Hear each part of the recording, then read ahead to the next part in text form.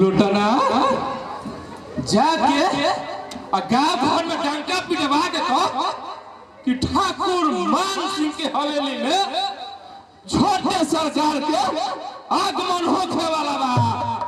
ठाकुर मान सिंह की हवेली में पूर्णिमा के अजोरिया हो जाई, अमावस्या के अनहरिया ना। मालिक ना जाने पिछली का बेर नहीं अब क्यों बार लड़की हो जी तो का होई। ए शुभ घड़ी के अवसर पर तू ऐसा जुबान क्या बता रहे? हम अल्ट्रासाउंड करा के सब कुछ समाज बुझ ले वाले नहीं। ठीक बस मलिकार हमारा से गलती हो गई हो, हम माफी चाहता नहीं अभी जाता नहीं। जो खवा चटनिया तू लोग सोहर गावा जाता एक बहादुर हाँ माने के तो माननीय कलाकार हैं जा हाँ गा दे जाए और बाजी बधाई हो बाजी बधाई बाजी बधाई हो बाजी बधाई बाजी सहनाई हो बाजी बधाई आज माननीय बाजी बधाई अमर सिंह हवा घोरे बाजी बधाई अरे बाजी बधाई हो बाजी बधाई बाजी बधाई हो बाजी बधाई मंगला के घोरे बाजी बधाई मंगला के घोरे बाजी बधाई ए भाइयों अरे मनसिंह को भौजी खूब लगावा मनसिंह को भौजी खूब लगावा मनसिंह को भौजी खूब लगावा अरे भाई अरे हे के मगहुआ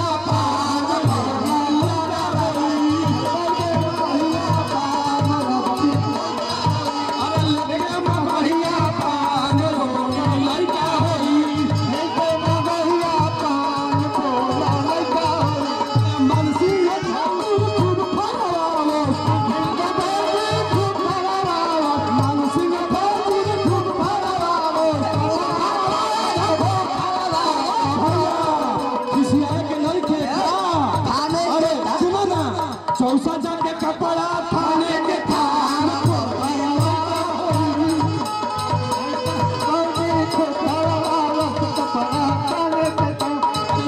चौसा से थाने थान लड़का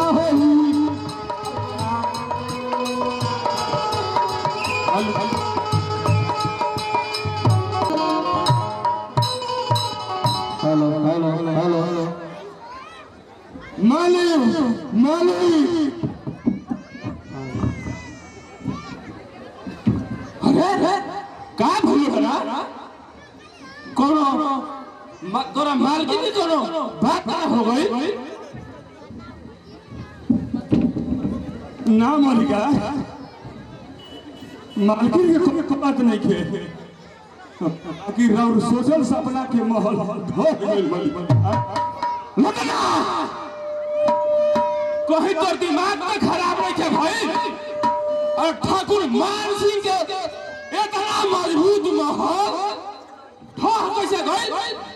अरे ना तो कोनो आंधी आए ना ही कोनो तूफान का कोनो चोरा के ढह गई का? मलिकार कोहे का मतलब ई बा मलिकार हमार कोहे का मतलब ई बा और सोचल बात ना भइल कृष्ण के बजाय फिर देवीए का अवतार हो गइल। लुटना ई तू का सुनावत रे? ओइसन कोपो नहीं के हो सका। लेकिन ऐसा नहीं भइल बा मलिकार। लुटना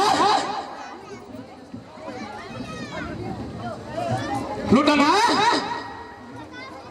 ठाकुर मान सिंह पूर्णिमा के अजोरिया देखो चाहत अमावस्या के अनहरिया ना।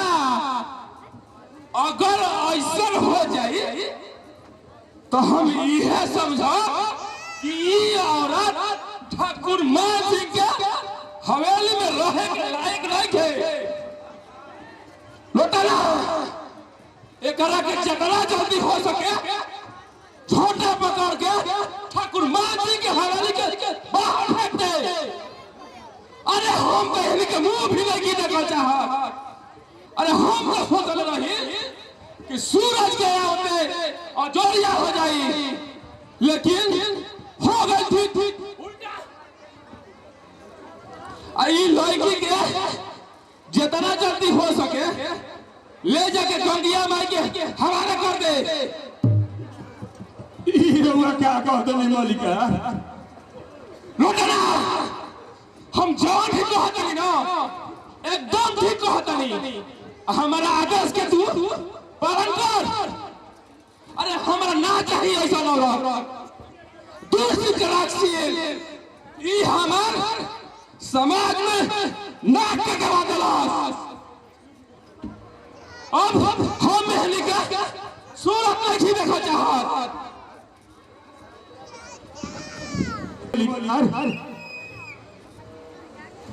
हमार तो